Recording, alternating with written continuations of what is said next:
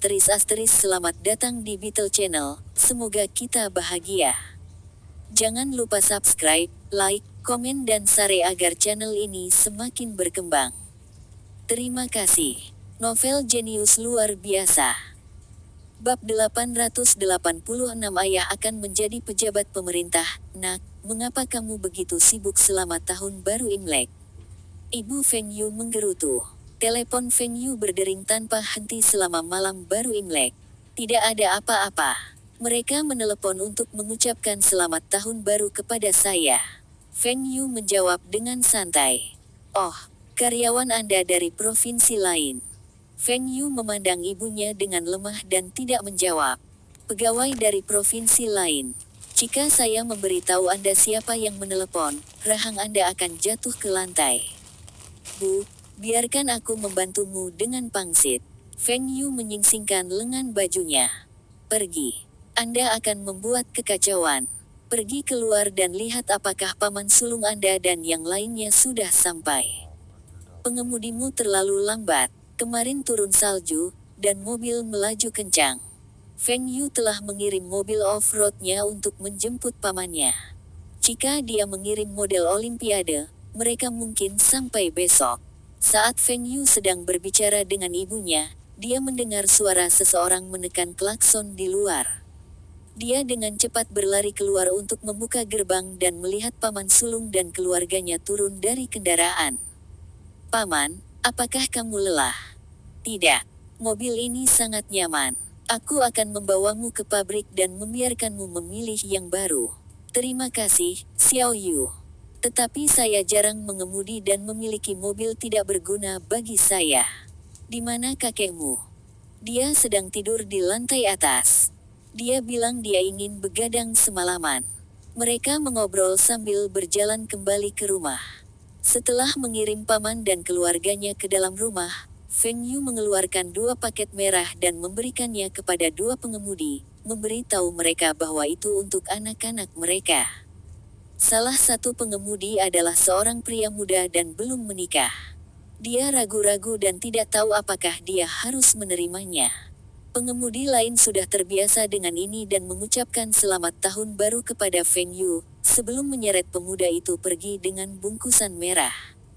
Setelah Feng Yu memasuki rumah, kakeknya juga turun dari lantai atas. Mereka duduk di ruang tamu untuk menonton TV.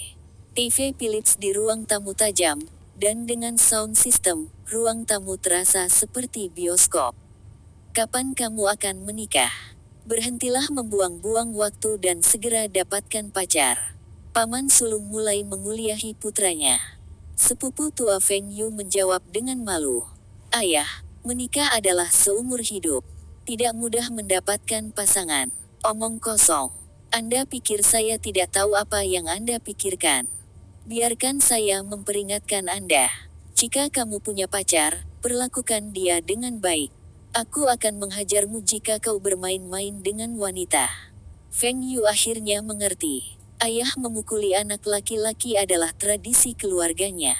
Setelah beberapa saat, makan malam sudah siap, dan Feng Yu dan sepupunya yang lebih tua membantu mengeluarkan piring dari dapur.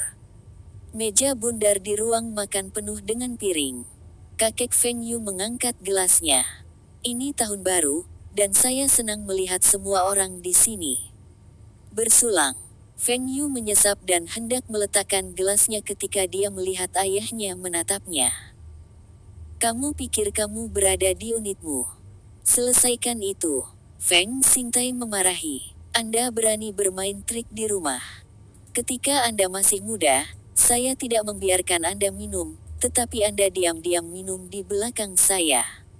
Ayah, ini adalah perusahaan dan bukan unit. Feng Yu berdebat dan menghabiskan segelas alkoholnya. Setelah semua orang menghabiskan gelas pertama mereka, Feng Yu memandang sepupunya yang lebih tua, dan mereka masing-masing mengeluarkan bungkusan merah dari saku mereka. Kakek, ini untukmu. Kakek Feng Yu terkejut. Kalian anak nakal memberiku paket merah. Betul sekali. Kami berharap Anda panjang umur dan melihat kami menikah dan melihat cicit Anda pergi ke sekolah dan menikah. Sepupu Feng Yu tertawa. Hahaha, aku puas jika bisa melihat cicitku. Jika aku hidup cukup lama untuk melihat mereka menikah, aku akan menjadi monster. Kakek Feng Yu tertawa. Dari tawanya, semua orang dapat mengatakan bahwa dia sangat sehat. Ayah, ini adalah tanda dari anak-anak. Terima saja. Baik, aku akan menyimpannya. Sudah bertahun-tahun sejak saya menerima paket merah. Kakek Feng Yu berkata saat air mata mulai menggenang di matanya. Setelah makan malam, masih ada waktu sebelum malam gala perayaan musim semi dimulai, dan semua orang pergi keluar untuk menyalakan kembang api. Kakek Feng Yu bahkan menyalakannya sendiri.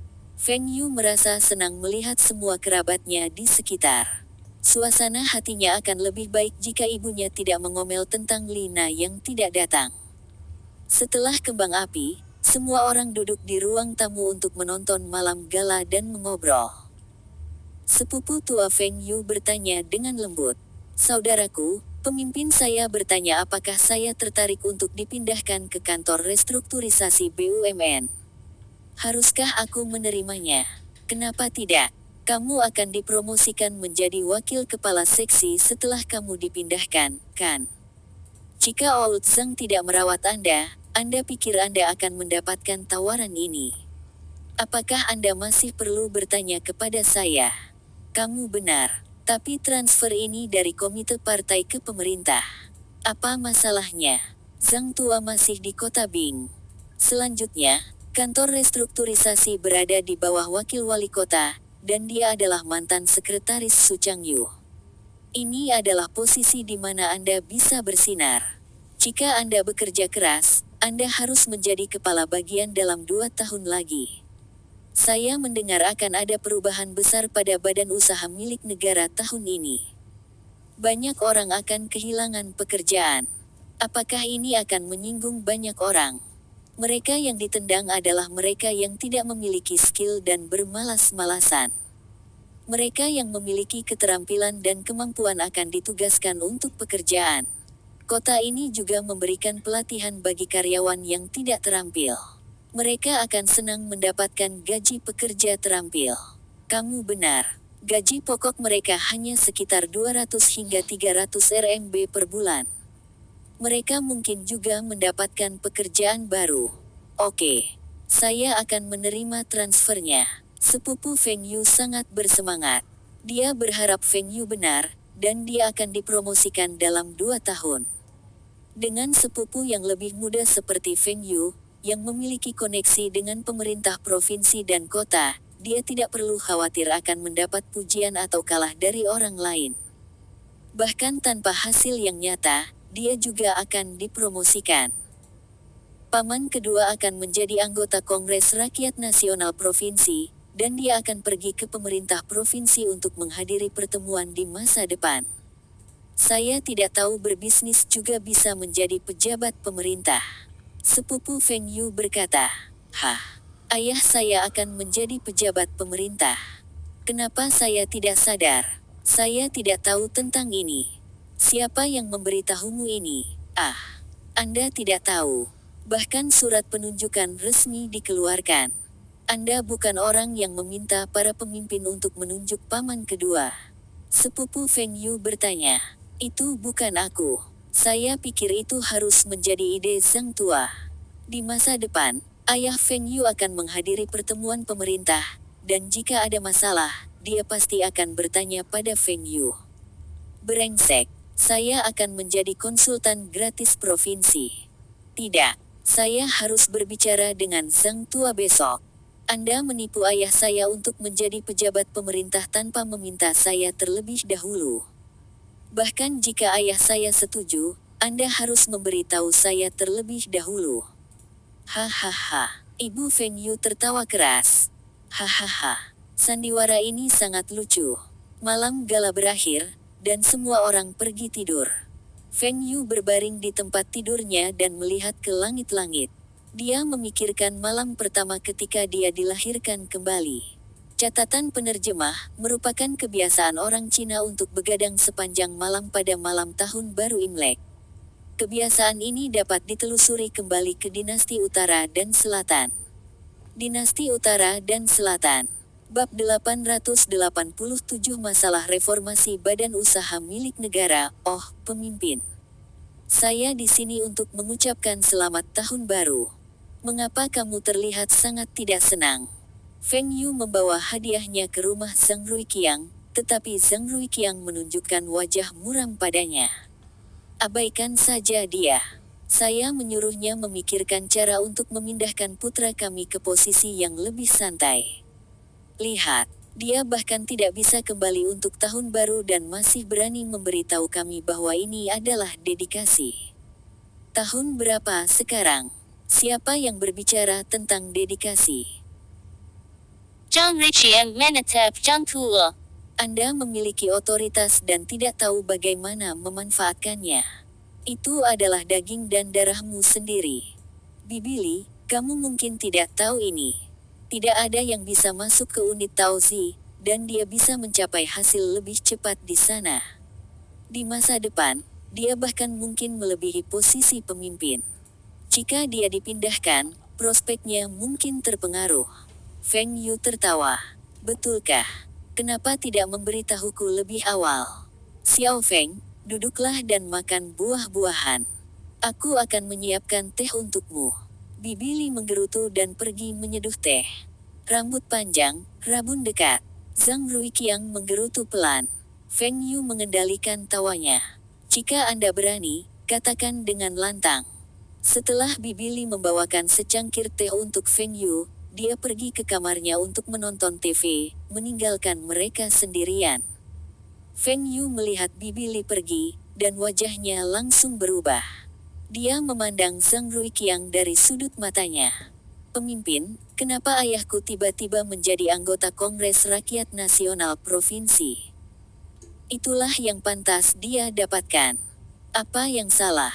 Anda ingin dia masuk Kongres Rakyat Nasional? Ini bukan tidak mungkin. Provinsi akan mencantumkan namanya tahun ini. Tahan. Kalian semua mungkin berpikir ini suatu kehormatan, tapi ayahku harus bekerja untuk kalian semua. Dia harus menghadiri rapat dan masih harus melapor untuk bekerja. Feng Yu tidak senang. Anda semua mungkin berpikir ini adalah sesuatu yang baik, tetapi tidak semua orang merasa seperti Anda. Anda setidaknya harus berkonsultasi dengan saya terlebih dahulu. Siapa bilang dia harus pergi bekerja? Dia dapat memilih untuk tidak melapor ke kantor atau menghadiri rapat. Dia hanya perlu menghadiri rapat umum tahunan sekali setiap tahun. Banyak orang yang memohon untuk posisi ini, dan kamu masih tidak bahagia. Feng Yu puas dengan jawaban ini dan mengangguk. Itu lebih seperti itu. Terima kasih. Jika Anda benar-benar ingin berterima kasih kepada saya, bantu saya menyelesaikan masalah kecil. Zhang Ruiqiang menjawab dengan licik. Feng Yu memutar matanya. Ia tahu gelar ini tidak diberikan kepada ayahnya secara cuma-cuma. Katakan padaku, departemen mana yang membutuhkan uang? Saya harus jelas dengan Anda terlebih dahulu. Saya akan melanjutkan sumbangan saya untuk membangun kembali bendungan, dan saya tidak punya banyak uang. Feng Yu telah menyumbangkan 500 juta RMB tahun lalu dan akan memberikan 500 juta lagi tahun ini.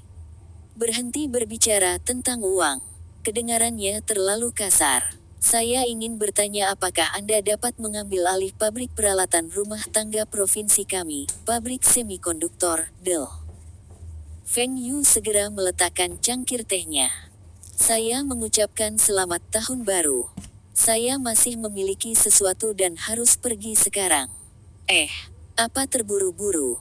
Hanya meminjamkan kami uluran tangan. Jika kami tidak menyelesaikan perusahaan milik negara provinsi kami setelah tahun baru, kami hanya dapat mem-PHK para pekerja. Zhang Ruiqiang meraih Feng Yu. Pemerintah China telah memberikan perintah. Semua BUMN harus beradaptasi dengan ekonomi pasar, memiliki hak milik yang jelas, tanggung jawab yang jelas, dan manajemen ilmiah, dan yang terpenting, harus ada garis yang jelas antara pemerintah dan perusahaan. Hak milik yang jelas dan memisahkan dari pemerintah adalah yang paling sulit. Di masa lalu, Reformasi telah mencapai hasil yang baik dengan mendatangkan investor asing dan dana swasta. Namun karena campur tangan pemerintah daerah, semua BUMN ini mulai terpuruk. Yang tidak semuanya diubah menjadi perusahaan swasta. Masih baik-baik saja di Kota Bing. Reformasi Zhang Ruiqiang telah mencapai hasil yang baik ketika dia berada di sana. Namun di Provinsi Longjiang, di luar Kota Bing, masalah ini sangat parah. Zhang Ruiqiang sekarang menjadi pemimpin di provinsi dan tidak bisa hanya menjaga Kota Bing saja.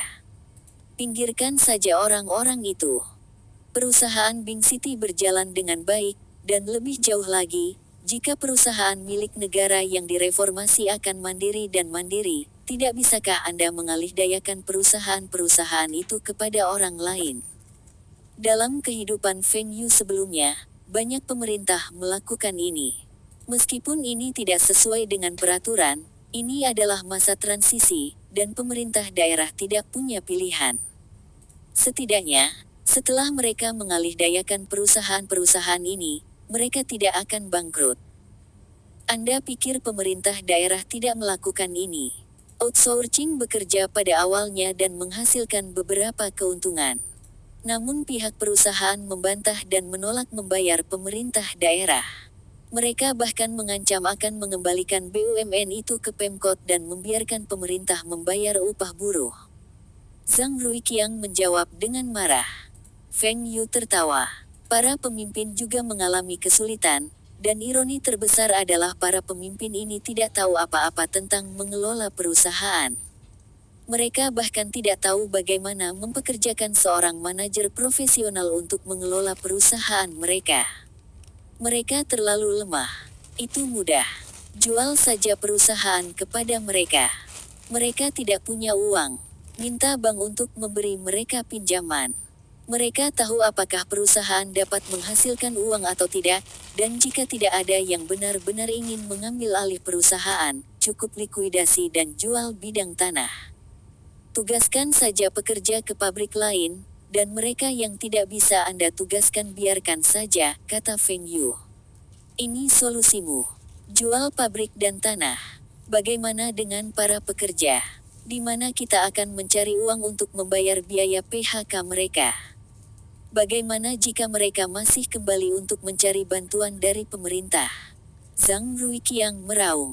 Pemerintah dapat memberikan pelatihan kepada para pekerja yang di PHK dan membantu mereka mendapatkan pekerjaan kembali, atau Anda semua juga dapat mendorong mereka untuk memulai bisnis mereka sendiri.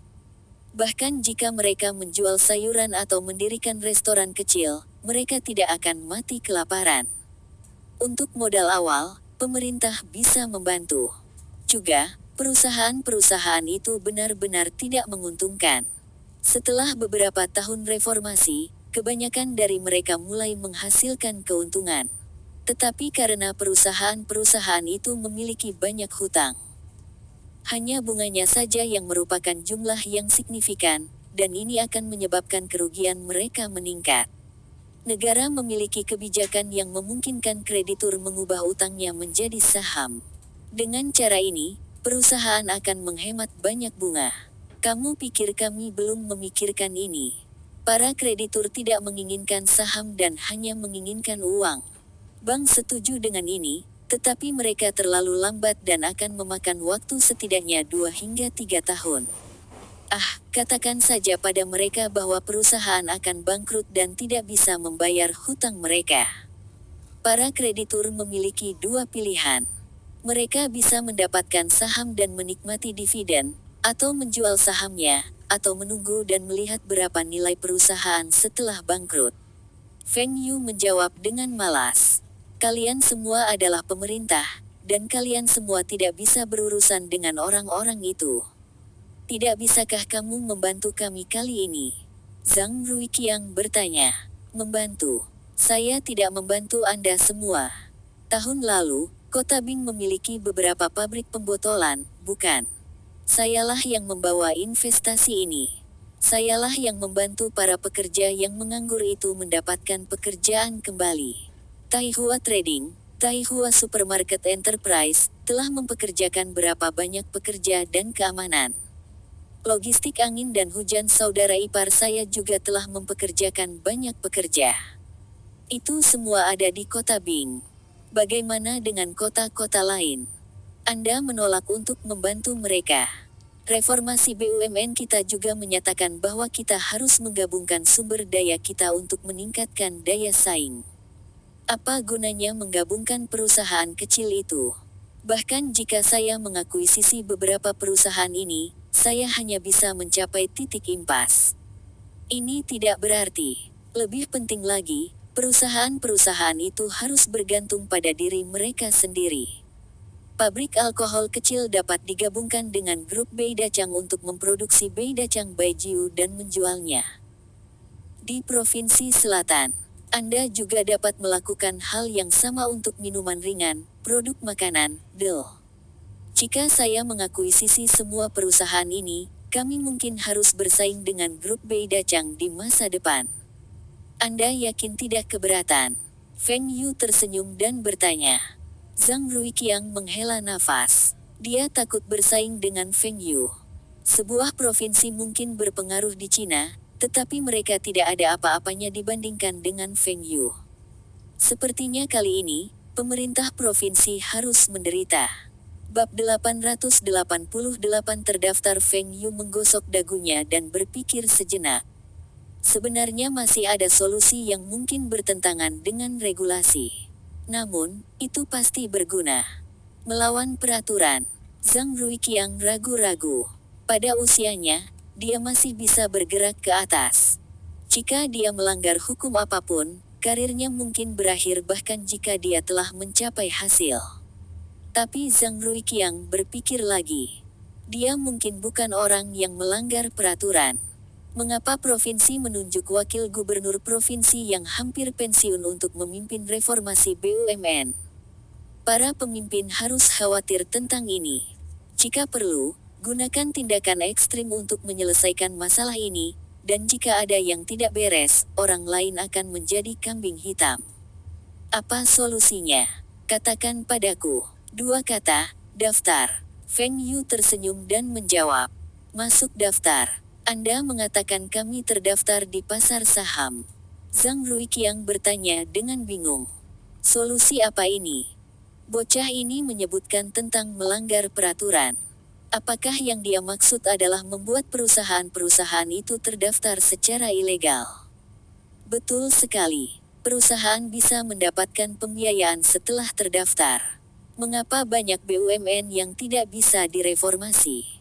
Itu karena mereka tidak punya uang. Mengapa mereka tidak bisa berkembang dan tumbuh? Itu karena mereka tidak memiliki peralatan yang bagus. Kesimpulannya, mereka tidak punya uang. Setelah terdaftar, mereka akan mengumpulkan dana yang cukup untuk mendapatkan peralatan baru, teknologi, dan membayar hutang mereka. Mereka juga akan memiliki cukup uang untuk mendapatkan sumber daya yang cukup. Harga yang harus mereka bayar hanya membagikan sebagian dividen kepada pemegang saham dan otoritas yang lebih rendah. Pasar modal adalah platform pembiayaan perusahaan, dan bermanfaat bagi pertumbuhan perusahaan dan melindungi kepentingan negara. Reformasi BUMN tak lepas dari pasar modal. Model pendanaan, reformasi dan pinjaman tidak salah, tetapi terlalu terbatas. Para petinggi masih sangat konservatif terhadap reformasi ini, terutama tentang privatisasi badan usaha milik negara. Bagi Feng Yu, daripada membiarkan perusahaan milik negara ini bergantung pada pemerintah untuk pendanaan setiap tahun, mereka harus menjualnya ke entitas swasta.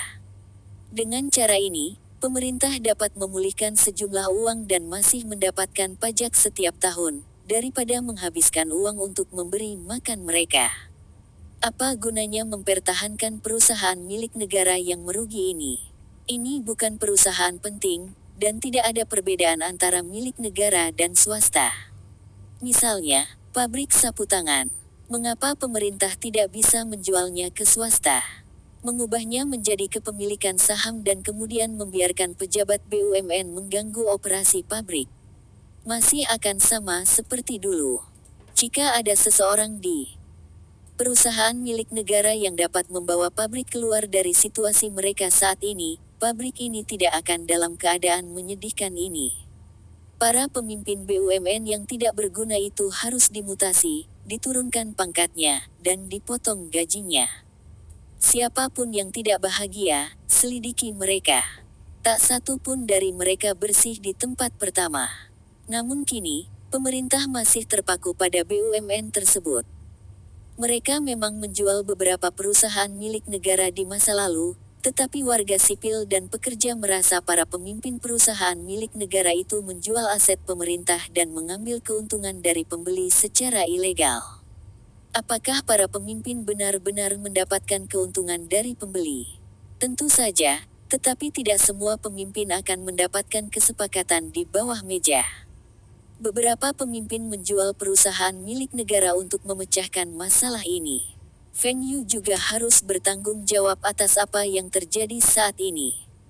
Semua pemimpin di provinsi itu berkata, lihatlah reformasi Kota Bing, perusahaan mesin Kota Bing, farmasi Kota Bing, Del. Setelah restrukturisasi mereka, keuntungan, pajak, dan nilainya meningkat, dan pemerintah kota tidak menghabiskan banyak uang. Bahkan perusahaan besar di Kota Bing dapat melakukan ini, mengapa perusahaan kecil ini tidak berhasil? Terkadang, mereformasi perusahaan besar lebih mudah daripada mengubah perusahaan kecil. Perusahaan besar lebih kompetitif, dan perusahaan kecil bahkan mungkin tidak mengekspor produknya ke luar kota, apalagi provinsi atau luar negeri. Zhang Ruiqiang tenggelam dalam pikirannya setelah mendengar apa yang dikatakan Feng Yu. Mendapatkan terdaftar adalah solusi yang baik. Setelah perusahaan terdaftar, itu masih akan berada di bawah kendali pemerintah.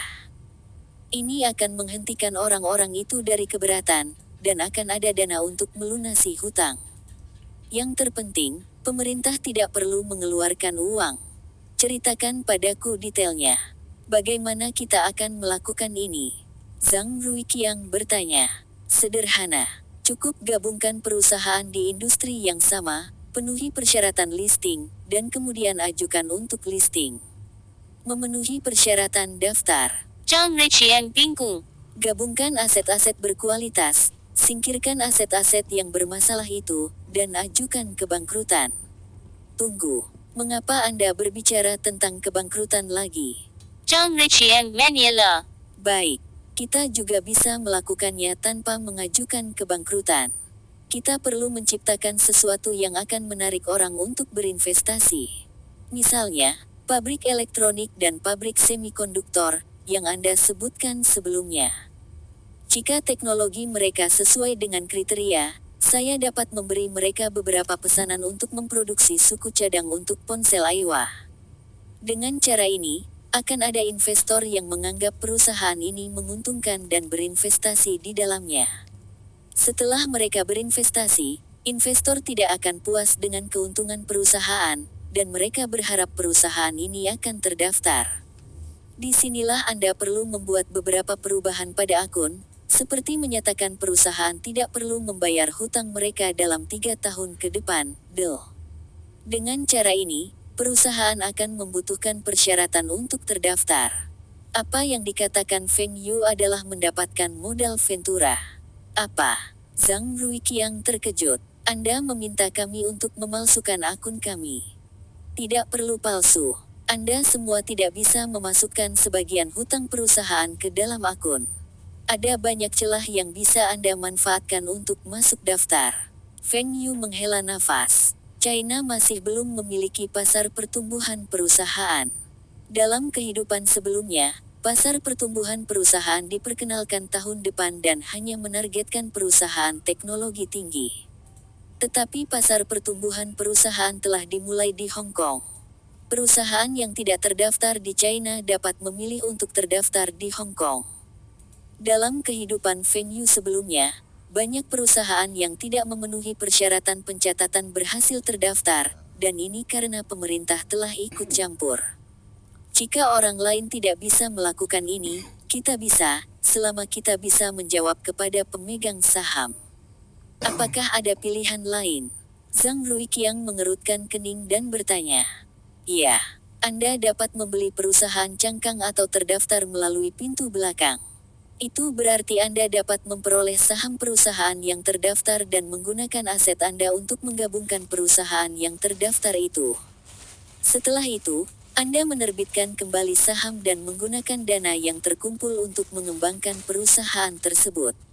Zhang Ruiqiang menjadi pusing karena saran Feng Yu. Baiklah, baiklah. Apakah kamu punya sesuatu yang lebih sederhana? Jika ada solusi sederhana, pemerintah akan memikirkannya. Tetapi masih ada satu solusi lagi yang mungkin berhasil. Ubah prosedur perekrutan manajer dan ganti semua staf manajemen saat ini. Biarkan manajer profesional baru memiliki kendali penuh atas perusahaan dan menawarkan gaji dan saham yang tinggi, sebagai imbalan baginya untuk membuat strategi untuk membalikkan perusahaan. Ada banyak orang seperti ini, dan terserah Anda semua untuk menemukannya. Feng Yu berkata dan melihat Zhang Ruiqiang menatapnya. Feng Yu tertawa. Perusahaan mana yang mampu mempekerjakan saya? Bahkan jika mereka mampu, apakah Anda pikir saya akan bekerja untuk mereka? Sebenarnya, Feng Yu tidak percaya diri dalam mengelola perusahaan. Dia mengenal dirinya sendiri dengan baik, dan mengelola perusahaan kecil itu baik-baik saja. Tapi dia tidak bisa menangani perusahaan besar. Aku tidak sedang membicarakanmu. Perusahaan Anda memiliki manajer seperti itu, bukan? Pinjamkan kami beberapa dari mereka. Jangan pikirkan ini. Perusahaan-perusahaan yang tidak berguna itu ingin memburu orang-orangku. Orang-orang saya, yang mampu, memiliki saham perusahaan saya. Mereka yang tidak memiliki saham perusahaan dan masih memegang peran manajemen adalah manajer muda, dan kami sedang merawat mereka. Anda bisa memburu orang, tapi jangan pernah berpikir untuk memburu orang saya. Jika tidak, provinsi bisa melupakan donasi saya di masa depan. Feng Yu hampir melompat dari sofa. Brengsek, saya menawarkan Anda saran, dan Anda ingin menggunakan ide saya untuk saya. Bab 889 Saya patriotik, ini bahkan bukan hari ke-15 tahun baru Imlek, dan kamu akan pergi. Ibu Feng Yu menggerutu. Apa yang kamu sibukkan setiap hari? Apa gunanya memiliki begitu banyak uang, dan Anda bahkan tidak bisa mendapatkan seorang istri? Bu, aku melakukan bagianku untuk masyarakat. Putramu bangsawan, dan tidak perlu terburu-buru untuk menikah.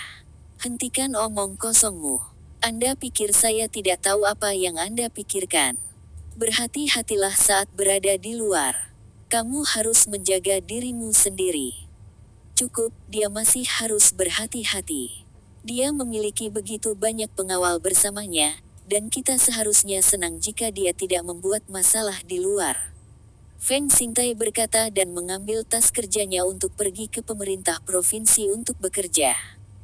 Dia baru diangkat dan bersemangat tentang pekerjaannya. Ya, dia juga memiliki sopir pengawal pribadi. Feng Yu berhasil melarikan diri sementara ibunya berdebat dengan ayahnya. Di Beijing, Feng Yu memanggil Direktur Fang untuk mengatur pertemuannya dengan Iron Fist Su. Sore hari berikutnya, Feng Yu tiba di Zongnanhai lagi. Feng Yu telah berada di sini beberapa kali, dan dia membuat iri banyak orang. Ketika Feng Yu memasuki ruang pertemuan, dia terkejut melihat tinju besi Su menunggunya di dalam. Feng Yu melihat arlojinya, dan dia tidak terlambat. Ini adalah pemimpin yang lebih awal. Mengapa pemimpin datang lebih awal untuk pertemuan mereka? Apakah sesuatu yang signifikan terjadi? Apakah ini tentang obat yang dia rekomendasikan kepada Pak Tua? Jika ada yang salah dengan obatnya, dia akan mendapat masalah. Premier, selamat tahun baru. Selamat tahun baru juga. Silahkan duduk. Iron Fist Su menjawab dengan baik. Kenapa kamu terlihat sangat gugup? Ah. Saya senang bertemu dengan Anda. Iron Fist Su tertawa dan menggelengkan kepalanya. Kamu tidak jujur seperti sebelumnya. Baik, saya memanggil Anda karena saya ingin tahu mengapa Anda mendapatkan begitu banyak pinjaman dari bank asing dengan saham perusahaan Anda. Jangan panik, kami mengawasi setiap gerakan Anda. Kami tahu tentang ini karena pemerintah memantau perusahaan asing di China, dan jumlah pinjaman Anda terlalu besar bagi kami untuk tidak menyadarinya. Ini sangat sederhana. China tidak bisa membiarkan saya mendapatkan pinjaman dalam USD. Feng Yu menjawab, USD. Mengapa Anda membutuhkan begitu banyak USD? Berinvestasi di luar negeri. Ya, sebagian untuk investasi di luar negeri, dan sisanya untuk keperluan darurat. Feng Yu mengangguk dan menjawab, Anda menggunakan semua aset Anda di China untuk meminjam uang. Seharusnya tidak untuk penggunaan darurat. Apakah Anda menghadapi beberapa masalah dengan investasi luar negeri Anda? Jika perlu, negara dapat membantu. Hah? Negara ingin membantu saya? Feng Yu terkejut. Tapi dia berpikir lagi dan merasa ini seharusnya normal. Feng Yu adalah orang Cina, dan sebagian besar pajaknya dibayarkan ke Cina, dan dia telah menyumbangkan sejumlah besar uang setiap tahun. China juga ingin mendukung orang lain, tetapi siapa lagi yang sesukses Feng Yu? Pemimpin, aku akan jujur padamu. Saya mungkin membutuhkan bantuan negara. Iron Fist Su duduk tegak. Feng Yu meminta bantuan negara. Itu artinya masalah yang dihadapinya cukup berat. Pasar keuangan negara kita dimulai sangat terlambat, tetapi apakah Anda setuju bahwa pasar keuangan suatu negara akan mempengaruhi perekonomian negara itu? Feng Yu bertanya. Meskipun pasar keuangan kami bukan pilar utama negara kami, itu sangat penting bagi kami.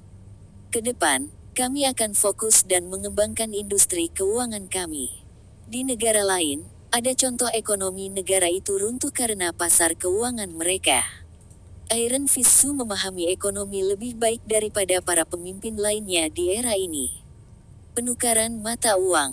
Negara kita menggunakan nilai tukar mengambang, dan fluktuasinya tergantung pada permintaan dan penawaran pasar. Nilai tukar resmi hanya referensi. Tapi tidak peduli nilai tukar naik atau turun, itu akan berdampak pada perekonomian negara, terutama ekonomi yang berorientasi ekspor. Kami bukan negara ekonomi yang berorientasi ekspor, dan pemerintah akan ikut campur untuk membatasi fluktuasi. Juga, kami memiliki cadangan devisa yang kuat, terutama USD. Iron Fist Su mengerutkan kening saat dia menjawab, saya tahu, negara kita lemah dalam impor dan ekspor, dan ini mungkin tampak merugikan. Tapi itu akan mencegah mata uang kita dari depresiasi dan menghentikan inflasi yang berlebihan. Misalnya, pada tahun 1994, ada perubahan besar antara nilai tukar kita dan USD secara tiba-tiba. Dampaknya pada ekonomi negara kita minimal, dan kita bahkan mendapat untung darinya. Tapi bagaimana dengan Hong Kong? Tinju besi Su terkejut. Hong Kong. Ada apa dengan Hong Kong? Seseorang menargetkan HKD. Feng Yu mengangguk dan kemudian menggelengkan kepalanya. Tidak hanya HKD. Seluruh mata uang Asia Tenggara akan diserang. Mereka adalah sekelompok pengusaha Yahudi yang rakus, dan mereka berspesialisasi dalam spekulasi. Iron Fist Su memandang Feng Yu dengan serius. Bagaimana kamu tahu tentang ini? Feng Yu tersenyum dan menunjuk dirinya sendiri. Karena mereka mengundang saya, dan saya setuju. Kamu juga akan menyerang Hong Kong. Iron Fist Su mulai marah. Anda orang Cina, dan Hong Kong akan kembali kepada kami. Mereka adalah bagian dari Cina. Bagaimana Anda bisa membantu orang luar untuk menyerang kami? Tidak. Saya ingin menstabilkan tarif HKD. Tapi saya sendiri tidak cukup kuat. Saya telah menghubungi Superman Li Hong Kong, Fu Rongqi, dan Taipan Hong Kong lainnya, dan mereka akan bertindak untuk menjaga stabilitas Hong Kong. Tapi dana kami mungkin tidak cukup, dan ketika saatnya tiba, kami mungkin membutuhkan bantuan pemerintah. Iron Fist Su menjadi dingin setelah dia mendengar apa yang dikatakan Feng Yu. Bagaimana Anda ingin negara membantu? Uang. Kami membutuhkan USD dan berharap negara dapat menggunakan cadangan devisa untuk menyerang balik predator internasional itu. Kami akan memberi mereka pelajaran yang menyakitkan. Seharusnya tidak ada masalah, tapi kita masih perlu melihat ke dalamnya. Apakah kamu yakin ini akan terjadi? Saya yakin. Bulan depan, kami akan memulai operasi ini, dan pemberhentian pertama kami adalah Thailand. Feng Yu menjawab dengan percaya diri. Karena kamu telah bergabung dengan mereka, itu berarti kamu akan berpartisipasi dalam berspekulasi mata uang itu. Feng Yu merasa malu, tapi dia masih mengangguk. Betul sekali. Saya perlu menambah dana saya untuk menghentikan mereka. Juga, saya akan mengerti bagaimana mereka beroperasi. Selanjutnya, jika ekonomi negara-negara itu runtuh, kita akan menjadi yang terkuat di Asia. Apakah Anda mengatakan kepada saya bahwa Anda patriotik dengan mendapatkan uang ini? Tentu saja. Menyerang ekonomi Jepang, Singapura, Indonesia, Malaysia, Korea Selatan, dan Taiwan akan meningkatkan pengaruh China di Asia. Tunggu. Mengapa Taiwan termasuk? Taiwan juga merupakan bagian dari China. Anda tidak membantu mereka. Saya tidak berniat membantu mereka. Bahkan, saya akan menambahkan bahan bakar ke api dan memperburuk ekonomi Taiwan. Dengan cara ini, mereka tidak akan punya uang untuk membeli senjata dari AS dan akan patuh kepada kita. Feng Yu menjawab dengan ekspresi bangga di wajahnya. Iron Fist Su, logika apa ini? Catatan penerjemah, berikut informasi lebih lanjut tentang krisis keuangan Asia 1997. Bab 890 banyak masalah. Setelah berbicara tentang Soros, Feng Yu mengira tinju besi Su akan memintanya pergi. Tapi Iron Fist Su mulai berbicara tentang hal-hal lain. Manajer Feng, apa pendapat Anda tentang perkembangan negara kita? Apakah ada masalah? Feng Yu mengerutkan kening. Saya bukan pegawai negeri, dan saya bukan orang terbaik untuk membicarakan hal ini. Negara mana di dunia ini yang tidak memiliki masalah dengan pemerintahannya? Tidak ada cara yang benar untuk memerintah suatu negara. Bahkan jika keputusan apapun yang dibuat tampaknya benar pada awalnya, tetapi celah akan ditemukan kemudian. Saya tidak punya pendapat apapun, dan saya pikir semuanya berjalan dengan baik. Feng Yu menggosok hidungnya. Anak nakal. Anda pasti telah menemukan beberapa masalah tetapi menolak untuk memberitahu saya. Tahukah Anda bahwa China memiliki kantor penelitian kebijakan, dan banyak anggotanya adalah pengusaha? Saya selalu ingin Anda bergabung. Kalau begitu saya akan berbicara sedikit tentang ini. Jika saya salah, tolong jangan salahkan saya. Apa yang harus disalahkan? Mungkin apa yang Anda katakan benar, dan keputusan kami salah. Tinju besi Su menjawab, dia tidak sempurna, dan pasti ada masalah yang dia lewatkan.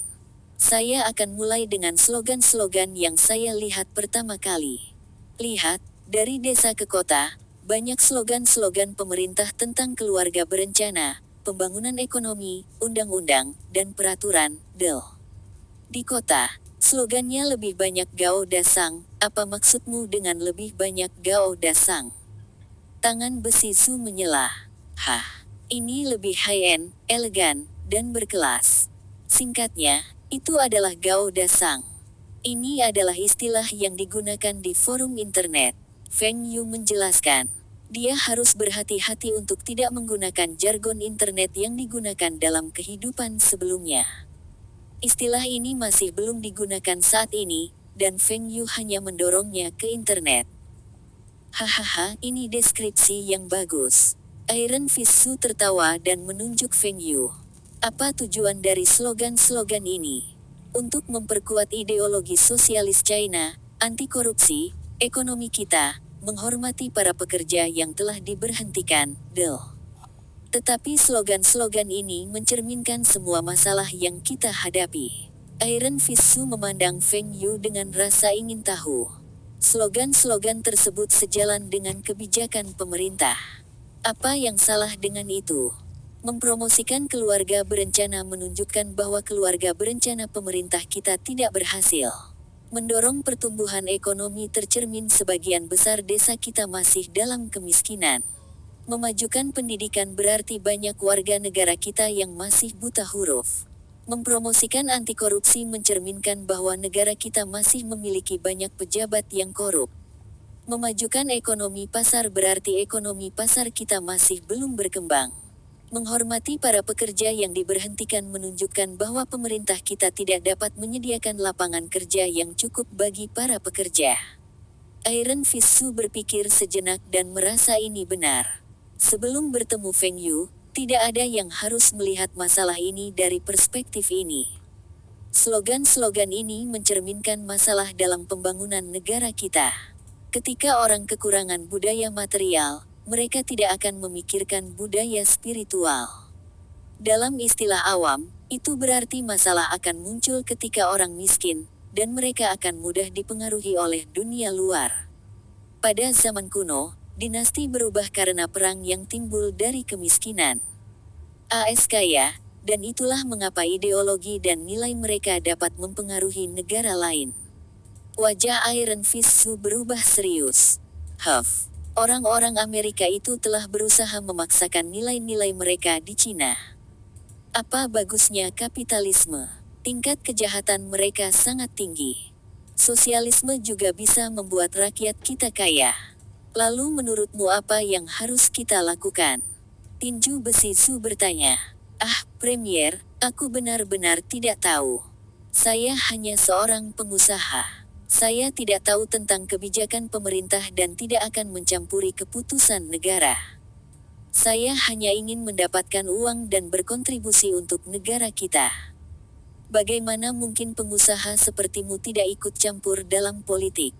Bukankah Anda baru saja mengatakan Anda akan menyerang ekonomi negara lain dengan pria Yahudi itu?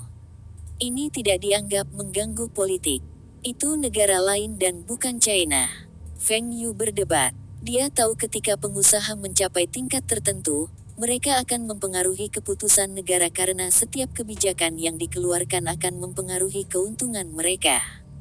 Misalnya, jika China menetapkan real estate sebagai industri intinya, para pengusaha di bisnis real estate akan memperoleh keuntungan yang tinggi. Ini sama dengan AS. Mengapa banyak pengusaha memberikan dana untuk partai politik selama pemilihan presiden? Mereka melakukan ini karena mereka membutuhkan presiden untuk menerapkan kebijakan yang menguntungkan mereka. Pengembalian mereka mungkin 10 kali, 100 kali, dari sumbangan mereka. Setiap kali AS berperang, para pengedar senjata api itu mendapat untung besar. Saya pikir Anda sangat cocok untuk berpolitik, dan Anda harus mempertimbangkan ini. Feng Yu memiliki ekspresi bermasalah di wajahnya dan menjawab. Mungkin dalam beberapa tahun lagi setelah saya menyelesaikan semua hal yang ingin saya lakukan. Dengar, aku masih lajang, dan orang lain harus mengorbankan kepentingan individu untuk kepentingan publik, bukan aku. Iron Fist Su tersenyum dan menggelengkan kepalanya. Melanjutkan. Kita lihat saja reformasi BUMN di negara kita. Sejak awal tahun ini, sebagian besar BUMN kita merugi. Jika ini terus berlanjut, hanya segelintir perusahaan yang tidak berada dalam zona merah tahun depan. Para pemimpin di perusahaan milik negara ini kaku dan konservatif. Mereka masih berbicara tentang pemerataan dan upah yang sama untuk pekerjaan yang sama. Mereka bergerak mundur bukannya bergerak dengan waktu. Adalah peran pemerintah untuk mendistribusikan sesuai dengan permintaan, dan peran perusahaan adalah untuk memberikan kompensasi sesuai dengan kontribusi. Lihat saja perusahaan asing dan swasta itu. Mengapa mereka menghasilkan produk yang sama dan dapat menghasilkan keuntungan, tetapi BUMN kita tidak bisa? Ada terlalu banyak karyawan di perusahaan milik negara, dan kebijakan membiarkan anak-anak mengambil alih posisi orang tua mereka di perusahaan telah menyebabkan banyak perusahaan bangkrut. Beberapa pekerja pensiun di usia 40-an untuk pensiun-pensiun mereka, dan kemudian membiarkan anak-anak mereka yang tidak berpengalaman memasuki pabrik tempat mereka bekerja.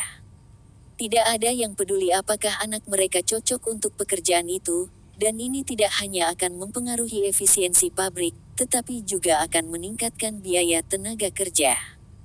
Juga, apa gunanya memiliki begitu banyak orang di kantor? Saya telah melihat sebuah pabrik kecil dengan sedikit lebih dari 100 karyawan, dan lebih dari 30 karyawan berada di tingkat manajemen. Di antara 30 karyawan dalam manajemen, lebih dari selusin dari mereka adalah anggota partai, dan pabrik ini memiliki lebih dari 30 anggota partai. Staf manajemen. Mengapa? Saya baru saja menyebutkan, banyak dari staf manajemen ini tidak memberikan kontribusi kepada perusahaan dan masih mendapatkan gaji yang tinggi. Alasan lainnya adalah para staf manajemen ini lebih terdidik dan seharusnya lebih mampu daripada pekerja biasa. Jadi, mereka harus dapat mencari pekerjaan baru atau memulai bisnis mereka sendiri dengan lebih mudah. Ada pepatah, semua orang tahu bagaimana menjadi pemimpin dan staf manajemen, tetapi tidak semua orang bisa menjadi pekerja.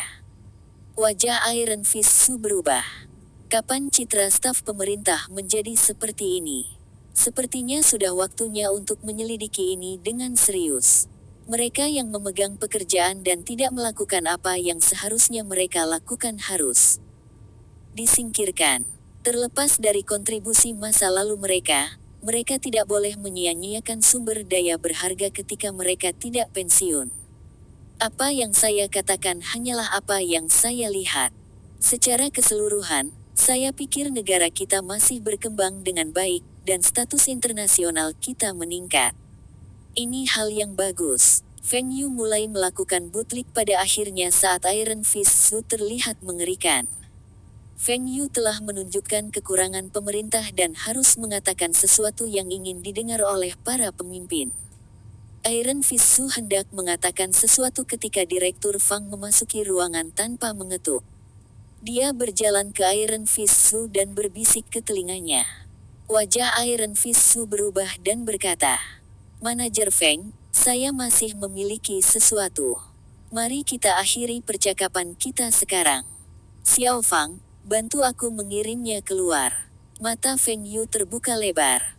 Apa yang terjadi? Mungkinkah catatan penerjemah, Gauda Sang adalah istilah internet yang digunakan di forum China. Secara harfiah diterjemahkan menjadi tinggi, besar, dan atas.